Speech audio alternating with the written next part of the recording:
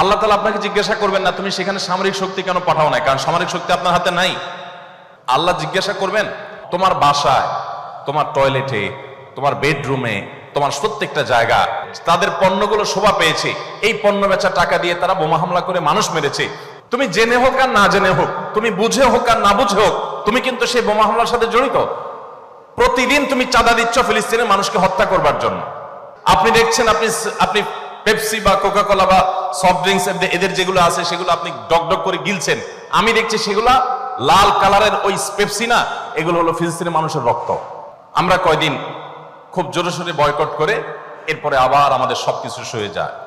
এক ভাই খুব চমৎকার বলেছেন, আমরা মানিয়ে নিয়েছি শোক, আবার উদরে ঢালছি কোক।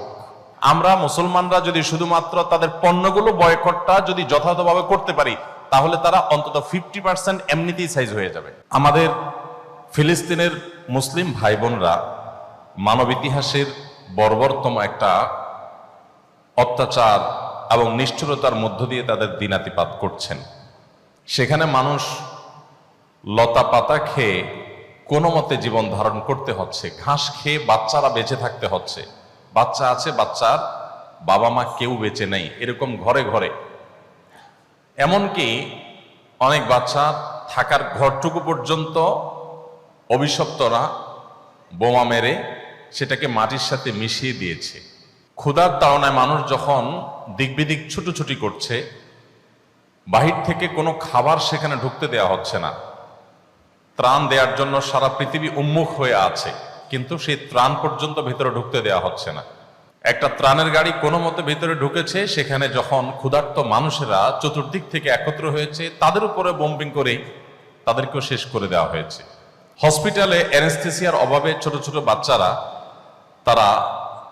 তাদের যখন অপারেশন করতে হচ্ছে, অ্যানেস্থেসিয়া দেওয়ার মতো মেডিসিন না থাকার কারণে ডাক্তার সরাসরি ছুরি দিয়ে কেটে এই জীবন্ত বাচ্চা ছেলেটাকে, মেয়েটাকে, বাচ্চা শিশুটাকে আর্তনাদের মধ্যেই কাটাকাটি করতে হচ্ছে। এরপরও বাহির থেকে কোনো মেডিসিন পর্যন্ত ঢুকতে দেওয়া হচ্ছে না। এই কাজগুলো তারা করছে যারা পৃথিবীতে মানবতার সবক সকাল বিকাল আমাদেরকে দেয়, মানবাধিকারের সবক আমাদেরকে সকাল বিকাল শিখায়। আমরা যাদের কাছ থেকে তথাকথিত গণতন্ত্র শিখি, আমরা তাদের কাছ থেকে ব্যক্তি স্বাধীনতার কথা শিখি। এই মানুষগুলোর আসল মানবতার রূপ আমরা দেখি ফিলিস্তিনে অত্যন্ত বর্বরভাবে, অত্যন্ত বাজেভাবে বের হয়ে পড়েছে, প্রকাশ হয়ে গেছে। এরকম একটা সময় আমরা যখন আমাদের দেশের দিকে তাকাই, আমি ইতিমধ্যে বিভিন্ন জায়গায় বলেছি, জাতির একজন সাধারণ সদস্য, বাংলাদেশের একজন সাধারণ নাগরিক হিসাবে আমি খুবই লজ্জিত, খুবই অনুতপ্ত, খুবই ব্যথিত। এই জন্য লজ্জিত অনুতপ্ত যে সমস্ত কোম্পানিগুলোর টাকা বোমা হয়ে আমার নিরীহ মুসলিম ভাই বোনদের উপরে নিপতিত হচ্ছে। নবী করিম সাল্লাল্লাহু আলাইহি ওয়াসাল্লাম বলেছেন, পুরো পৃথিবীর সমস্ত মুসলমানরা একটি দেহের মতো। আমার মুসলিম ভাই বা বোন, তিনি আফ্রিকায় থাকুন কিংবা আমেরিকায়, ইউরোপে থাকুন কিংবা এশিয়ায়, যেখানেই থাকুন না কেন, তার কষ্টে আমি কষ্ট অনুভব করব, এটা আমার ইমানের দাবি। আর যদি কষ্ট অনুভব না হয়, তাহলে বুঝতে হবে আমার ভিতরে ইমানের কোনো ছিটে ফোটাই নেই। এরকম একটা কঠিন পরিস্থিতিতে আমরা দেখেছি যে পশ্চিমা পৃথিবীতে তারা পর্যন্ত, যে দেশগুলোর সরকার এবং রাষ্ট্রযন্ত্র ইহুদিদের এই বর্বর হামলাকে নানাভাবে সমর্থন করছে, সেই দেশগুলোর অনেক নাগরিকরা তাদের বিবেকের তাড়নায় তাড়িত হয়ে যে সমস্ত কোম্পানি তাদের বিভিন্ন পণ্য বেচা টাকা এটা ইহুদিদেরকে প্যাট্রোনাইজ করছে, এই শিশু হত্যার জন্য, নারী হত্যার জন্য, এই নিধন যজ্ঞের জন্য, সাধারণ মানুষ নিজেদের দায়িত্বে স্বতঃস্ফূর্তভাবে নিজ বিবেকের তাড়নায় তাদের পণ্যগুলোকে বয়কট করছে।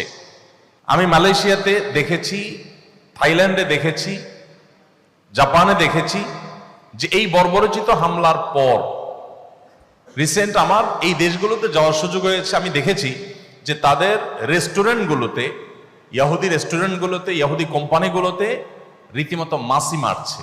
টার্কির এক ভাই কদিন আগে আমার অফিসে আসছেন, তিনি বললেন, ভাই, ম্যাকডোনাল্ডসের মতো এরকম রেস্টুরেন্টে, যেখানে আমাদের ইস্তাম্বুলে সিরিয়াল পড়ে থাকতো সারাদিন, একটা বার্গারের জন্য দাঁড়িয়ে থাকতে হতো অনেক সময় ধরে, সেই রেস্টুরেন্টে এখন আপনি যদি যান, আপনি অবাক হবেন, রীতিমতো মাছি মারছে তারা। মানুষ ঢুকছে না। আপনি যদি মিডিল ইস্টে চলে যান, দেখবেন তাদের র্যাকগুলোতে একটার সাথে দুইটা ফ্রি অফার দিয়েও কোনো গ্রাহক তারা টানতে পারছে না। এটা যে কত বড় একটা ইফেক্টিভ কাজ ছিল সেটা আমরা দেখেছি। এই কোম্পানিগুলো যখন একের পর এক তাদের অবস্থান ক্লিয়ার করা শুরু করার জন্য ইনিয়ে বিনিয়ে তারা নিজেদের অবস্থানকে পরিবর্তন করার চেষ্টা করছে যে না, আমরা এটার সাথে নাই, আমরা সমর্থন করি ফিলিস্তিনকে, অন্তত তাদের মুখ দিয়ে এই যে কথাটা বলানো গেছে, এটা একটা বড় সাফল্য। আমরা যখন ফিলিস্তিনের মানুষদের এই দুরবস্থা দেখতে পাই, বিভিন্ন ভিডিও দেখতে পাই, এগুলো দেখার মতো না, এত নির্মম। আমরা আমাদের ছেলে মেয়ে নিয়ে ঘুমাচ্ছি, আমরা খুব আরামে খাচ্ছি, আমরা ফুর্তি করছি, আমাদের সবকিছু চলছে, কিন্তু তাদের কষ্ট আমাদেরকে টাচ করছে না। এই যে টাচ করছে না, এটা আপনার ভেতরে ইমান যে একেবারে ধুয়ে মুছে সাফ হয়ে গেছে, আপনি শুধু জাস্ট খোলস নামে মাত্র মুসলমান, এটা প্রমাণ হলো যে আপনার ভিতরে কোনো ন্যূনতম কোনো পরিবর্তন আসছে না, কোনো প্রকার ভাবলেশ হচ্ছে না, আপনার ফিলিংস হচ্ছে না। আপনার তো ঘুম হারাম হয়ে যাওয়ার কথা, আপনার তো খাবার উঠে যাওয়ার কথা, আমরা তো পাগল হয়ে যাওয়ার কথা। এই দৃশ্যগুলো দেখার পর আমার তো ঠিক থাকতে পারার কথা না। ইমানের দাবির কারণে তো আপনার ভিতরে একটা অস্থিরতা কাজ করার কথা, ব্যাকুলতা সৃষ্টি হওয়ার কথা, কিন্তু সেটা হচ্ছে না। ভাইরা আমার, আমাদেরকে শয়তান একটা প্রবোধ দেয়। এই ভিডিওগুলো আমরা দেখি ফেসবুক, ইউটিউব, আর স্কিপ করে চলে যাই, উপরের দিকে টেনে আমরা স্ক্রল করে চলে যাই। শয়তান আমাদেরকে বলে, তোমার কি করার আছে, তুমি একটা সামান্য, একে তো বাংলাদেশের মতো একটা ছোট্ট দুর্বল দেশ, আবার সে দেশের একজন অতি সাধারণ একজন নাগরিক, একজন নগণ্য মানুষ, তুমি এই আন্তর্জাতিক সমস্যার সমাধান করার মতো ক্ষমতা তো তোমার হাতে নাই, তোমার কি করার আছে? সো তুমি একটু আল্লাহর কাছে দোয়া করো, বাস। আমি একটু দোয়া করে ওটাকে স্কিপ করে আরেকটা ঝাঁকানাকা কোনো ভিডিওতে আমি ডুবে যাচ্ছি। এই না আমাদের অবস্থা? আসলে কি তাই? আমি তো তা মনে করি না। এটা শয়তান আপনাকে মিথ্যা কথা বলে, আপনাকে মিথ্যা সান্ত্বনা দেয়। শয়তান বলে তোমার কিচ্ছু করার নেই। কে বলেছে আপনার কিছু করার নেই? আপনার যে কত কিছু করার আছে সেটা আপনি নিজেও ভাবেন নাই। আল্লাহ তাআলা আপনাকে জিজ্ঞাসা করবেন না তুমি সেখানে সামরিক শক্তি কেন পাঠাও নাই, কারণ সামরিক শক্তি আপনার হাতে নাই। আল্লাহ আপনাকে এটা জিজ্ঞেস করবেন না। আল্লাহ আপনাকে বলবেন না তুমি মানবিক সহায়তা নিয়ে শত শত হাজার হাজার টন কেন খাবার পাঠাও নাই সেখানে, কারণ এই ক্ষমতা আপনার হাতে নাই। আল্লাহ এটা জিজ্ঞেস করবেন না। আল্লাহ জিজ্ঞাসা করবেন তোমার হাতে একটা ইহুদি পণ্য তোমার বাসায়, তোমার টয়লেটে, তোমার বেডরুমে, তোমার প্রত্যেকটা জায়গা, কখনো সাবানের নামে, কখনো শ্যাম্পুর নামে, কখনো লোশনের নামে, কখনো চকলেটের নামে, কখনো ড্রিঙ্কসের নামে, কখনো রেস্টুরেন্টের ফাস্টফুডের নামে, তোমার বাসার প্রতিটা কক্ষে কক্ষে, প্রতিটা টয়লেটে তাদের পণ্যগুলো শোভা পেয়েছে। এই পণ্য বেচা টাকা দিয়ে তারা বোমা হামলা করে মানুষ মেরেছে। তুমি শুধুমাত্র তাদের প্রতি সিম্পেথি দেখাতে পারতে, সেটা তো দূরের কথা, উল্টো বরং তুমি সেই বোমা হামলার সঙ্গে জড়িত। তুমি জেনে হোক আর না জেনে হোক, তুমি বুঝে হোক আর না বুঝে হোক, তুমি কিন্তু সেই বোমা হামলার সাথে জড়িত। প্রতিদিন তুমি চাঁদা দিচ্ছ ফিলিস্তিনের মানুষকে হত্যা করবার জন্য। আল্লাহ এই কথা বলবেন? এই কথা বলার যথেষ্ট সুযোগ আছে। প্রতিদিন আপনি চাঁদা দিচ্ছেন। আমি একটা পেস্ট কিনতেছি না, আমি একটা বোমা হামলার জন্য টাকা ইনভেস্ট করছি বা চাঁদা দিচ্ছি। প্রতিদিন বাংলাদেশের প্রত্যেকটা মানুষের কাছ থেকে, প্রতিটা মানুষের ঘর থেকে ওরা চাঁদা তুলে নিয়ে যাচ্ছে। আপনি মনে করছেন মুদি দোকানে গিয়ে আমি মালামাল কিনে আনছি। আল্লাহর কসম করে বলছি এটা মালামাল কিনা না। এটা আপনি দেখছেন মালামাল কিনা, আমি এটাকে মালামাল কিনা দেখছি না। আপনি দেখছেন আপনি পেপসি বা কোকা কোলা বা সফট ড্রিঙ্কস এদের যেগুলো আছে সেগুলো আপনি ডক ডক করে গিলছেন। আমি দেখছি সেগুলা লাল কালারের ওই পেপসি না, এগুলো হলো ফিলিস্তিনের মানুষের রক্ত। আপনি দেখছেন সেগুলো হয়তো কোক, আমি দেখছি সেগুলো রক্ত। বাংলাদেশের মানুষ এরকম ভুলো জাতি পৃথিবীতে আরেকটা আছে কিনা আমি জানি না। আমরা খুব দ্রুততার সাথে ভুলে যাই। আমরা কাউকে মাথা তুলতেও দেরি করি না, আবার মাথা থেকে আছাড় দিতেও আমরা দেরি করি না। এটা আমাদের একটা দুর্বলতা। আমাদের এই দুর্বলতাটা আমাদের কাটিয়ে ওঠার চেষ্টা করা দরকার। আমরা কয়দিন খুব জোরে সোরে বয়কট করে এরপরে আবার আমাদের সবকিছু সয়ে যায়। এক ভাই খুব চমৎকার বলেছেন, আমরা মানিয়ে নিয়েছি শোক, আবার উদরে ঢালছি কোক। আমার এখানে আসার উদ্দেশ্য ব্যাখ্যা করতে এই কথাগুলো আমি বললাম। আমি কেন এসেছি? আমি জানি যে এইটা company Tasmia cosmetics and toilets limited, এই কোম্পানি এটা একটা দেশীয় কোম্পানি। আমি যতটুকু জানি সম্পূর্ণ 100% একটা দেশীয় কোম্পানি। এই কোম্পানির সমস্ত প্রোডাক্টগুলো দেশীয় প্রোডাক্ট।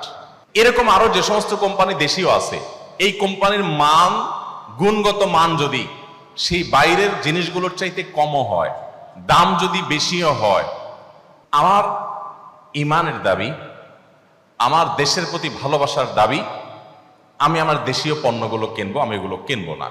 এই কথা আমি দীর্ঘ বহুদিন থেকে বলে আসছি। আমার এখানে আসার মূল আকর্ষণের জায়গাটা এটা যে এটা একটা দেশীয় কোম্পানি। আমার উদ্দেশ্য যে আমরা দেশীয় পণ্য ব্যবহার করার ব্যাপারে আমরা আগ্রহী হই এবং ইহুদিদেরকে পণ্য কেনার নাম করে ইহুদিদের আপনার ফিলিস্তিনের মানুষদের হত্যার জন্য চাঁদা না দেই। আপনি নামাজ পড়তেছেন, আপনি সেজদা করতেছেন, আপনি অনেক কিছু করতেছেন, দিন শেষে আপনি মুসলমানদের হত্যার সঙ্গে জড়িত, আপনি নিরীহ মা শিশুগুলোকে হত্যার সাথে জড়িত, আপনি জানছেন না।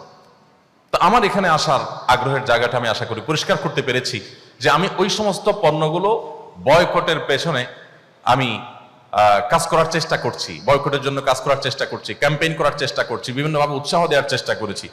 একটা দেশীয় পণ্য, একটা দেশীয় কোম্পানি, তাদের যে অনেকগুলো আইটেম আছে, প্রত্যেকটা আইটেমই আমাদের নিত্য প্রয়োজনীয়, প্রতিদিনের দরকার হয়। তাহলে আমরা কেন এই কোম্পানির আইটেম বাদ দিয়া অন্য জিনিস আমি কিনবো? আমার দেশীয় জিনিস, আমি শুধুমাত্র এই কোম্পানির কথা আমি বলছি না, যত রকমের দেশীয় আইটেম আছে আমি সেগুলো কেন কিনছি না? মুসলিম কান্ট্রিগুলোর তৈরি করা জিনিস খুঁজে খুঁজে আমি কেন কিনছি না?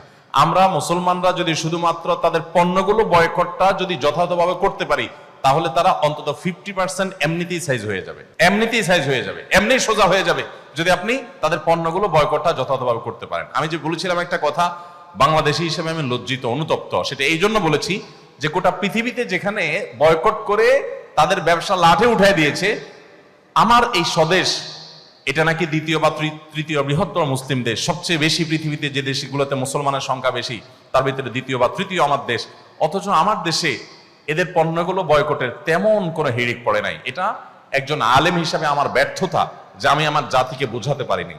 আমি আজকে আপনারা যারা এখানে ডিলার আছেন, আপনাদেরকে আমি বলতে চাই, আমি এর আগে বিভিন্ন বক্তব্যেও বলেছি, আপনারা